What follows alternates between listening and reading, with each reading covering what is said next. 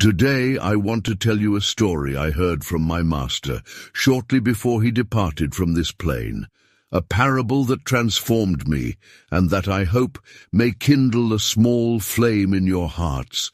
Make yourselves comfortable, take a deep breath, and allow these words to find the exact place in your soul where they need to arrive. There was a kingdom where everyone was born with an extraordinary gift, the ability to hear the voice of truth. This voice whispered into each person's ears, guiding them, advising them, revealing to them the mysteries of existence. But here is the crucial detail, my dear ones. Each person heard a different voice. For some, the voice was firm and assertive, like the thunder of a war drum. For others it was gentle as the rustling of leaves in the wind. There were voices that sang, voices that whispered, voices that spoke in riddles, and voices that were as direct as arrows. And every single person, utterly convinced, believed their voice was the only true one. In this kingdom lived a young woman named Sophia. From childhood, she heard a melodious voice that taught her about compassion, about embracing the wounded, about healing through love. Sophia became a healer, dedicating her life to easing the suffering of others. But there was also a young warrior named Marcus. His voice was thunderous, teaching him about justice, about protecting the weak, about fighting oppression. Marcus wielded his sword not out of violence, but out of sacred duty. When Sophia and Marcus met for the first time at the fair in the central village, something inevitable happened. They argued. Truth, Sophia said passionately, lies in healing, not in harming. My voice teaches me that every life is sacred, that even the enemy deserves compassion. And my voice, Marcus replied with equal conviction, teaches me that to allow injustice is to participate in it, that there are moments when the sword protects more lives than the balm. Their voices rose. The people around them began to take sides, and what had been an encounter became a confrontation, dividing the square into two irreconcilable camps. It was then that an elder, who had been silently observing, raised his wrinkled hand. "Children," he said, and there was something in his voice, a gentle authority, a weight that silenced everyone. "Do you want to know something extraordinary? Something that will change everything you think you know?" Sophia and Marcus turned to him, still breathless from their argument. "I," the elder continued, "hear no voice at all.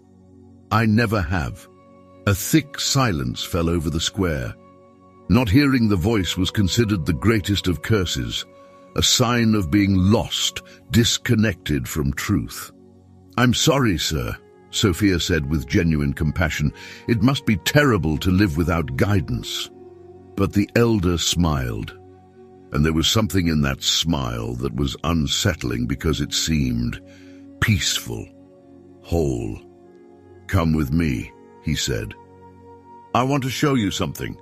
He led them out of the village, walking along paths neither Sophia nor Marcus knew, until they reached a garden hidden behind a waterfall. And what a garden it was! Flowers of every color grew in impossible harmony. Trees of different species intertwined their branches like the fingers of lovers. There was a peace there that transcended words. "This is the garden of silenced voices," the elder explained. "I planted it over 50 years. And do you know what I learned?" He knelt and gently touched a red flower. "This rose taught me about passion. It did not speak to me in words. It simply was, and by observing it, I understood." He moved to a sturdy tree. "This oak taught me about resilience. It survived storms that felled giants around it. It didn't need to tell me anything. Its existence was the lesson." Marcus frowned. "But what about the voice of truth? How can you live without it?" The elder sat down on a moss-covered stone. "Tell me, both of you, Have your voices ever conflicted? Have they ever told you contradictory things at different times? Sophia hesitated. Well, yes, sometimes my voice tells me to have compassion for someone, but other times it warns me to keep my distance from that same person. And mine, Marcus admitted, urges me to fight, but it has also told me to lay down my sword when I wanted to continue. Exactly, said the elder. Because what you call the voice of truth is not an external entity. It is the wisdom that resides within you, filtered through your experiences, your fears, your desires, your unique essence. He stood and walked between them. Sophia, your voice reflects who you are, someone who has suffered and therefore cannot bear to see others suffer. Marcus, your voice echoes who you are, someone who has witnessed injustice and swore never to remain passive before it again. But then, Sophia whispered, tears in her eyes, doesn't an absolute truth exist? Is everything just perspective? And here, my dear listeners, pay attention. Because the elder's answer is the heart of this parable. Yes, an absolute truth does exist, he said gently. But it is so vast, so infinite, so multidimensional, that no human mind can contain it completely. It is like trying to hold the ocean in a shell. He drew a circle in the dirt with a stick. Imagine this circle is the total truth. Now, Sophia, you are here, he marked a point on the edge, and you see truth from this angle.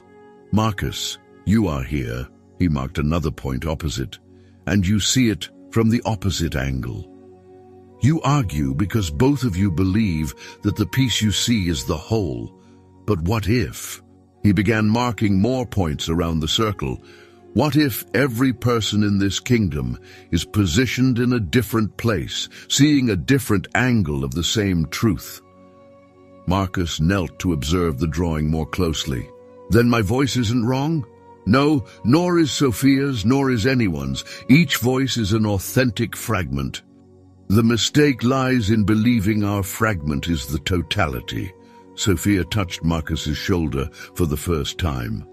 But if that's true, then we need each other, not to agree, but to complete the picture, the elder finished. A healer without warriors to protect her will be slaughtered by those who do not respect life. A warrior without healers to remind him of his humanity becomes the very monster he swore to fight. Something shifted in that moment, not immediately in words or actions, but in a deep understanding that settled in their hearts like a seed in fertile soil. But, sir, Marcus asked, if you hear no voice at all, how do you find your path? How do you know what is right? The elder laughed, a light sound like bells in the wind. Ah, my son, I hear all the voices. When I stop insisting that I must be right, when I silence my ego long enough, I can hear the voice within every person I meet. And I discovered that truth is not found in choosing one voice and silencing the others. He paused, allowing them to look around the garden once more. Truth is in the symphony, in the dialogue, in the sacred space between I know and I don't know, in the moment when we say, perhaps you are seeing something my eyes cannot perceive. Sophia began to cry, but they were not tears of sadness. I have spent so much time trying to convert others to my voice, and all I achieved was loneliness, because, the elder said gently, when we demand that others see through our eyes, we are in truth blinding them, and ourselves. Marcus swallowed hard. Then how do we live? How do we make decisions if there isn't a single voice to follow?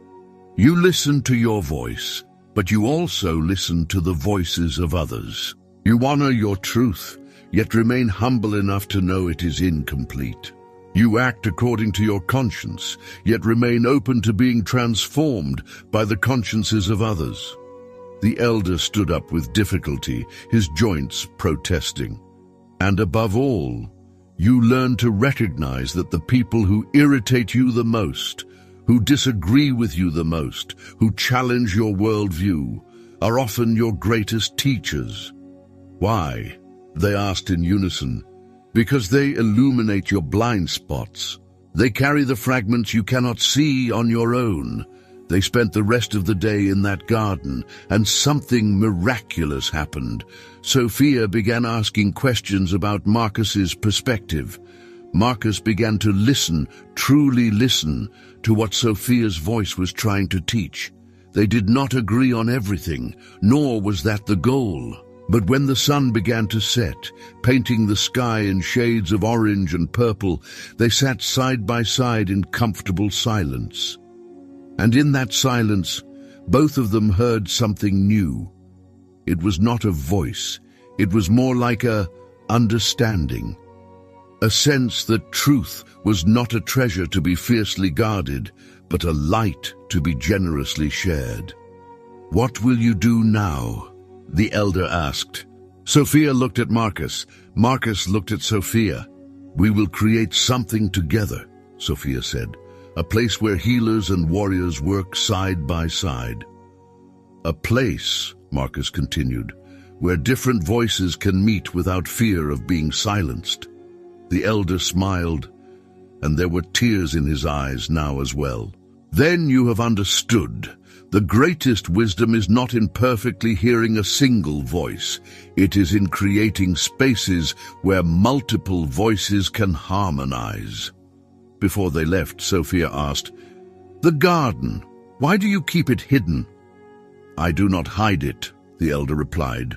"It is here for those who are ready to let go of the arrogance of absolute certainty, for those who have the courage to admit, 'I see only a part. Show me what you see.'" Years later, Sophia and Marcus created that space they had dreamed of. And people from all over the kingdom came there, not to be converted, but to be heard, to share their fragments, to compose together a mosaic richer, more complete, more true than any individual piece could ever be. And the elder, he remained in his garden, planting, tending, listening. For he had learned that wisdom does not shout, it whispers, and it can only be heard by those who silence their own certainties long enough to let sacred doubt enter. The doubt that does not destroy faith, but refines it. The doubt that does not weaken convictions, but makes them more compassionate. The doubt that recognizes, "I may be wrong." And what an incredible blessing that possibility is, because it means I can continue learning, growing, evolving. This parable has haunted me for years, because every day I see how our certainties imprison us, how we build walls between ourselves and those who dare to hear different voices, how we turn differences into enmities when they could be bridges to deeper understanding. And you? What voice do you hear? More importantly, are you willing to listen to the voices that contradict your own? Leave in the comments below. When was the moment someone with a completely opposite perspective taught you something precious? When did you realize that your certainty was in fact a prison disguised as a fortress? Because here, on this humble channel, we are building our own garden.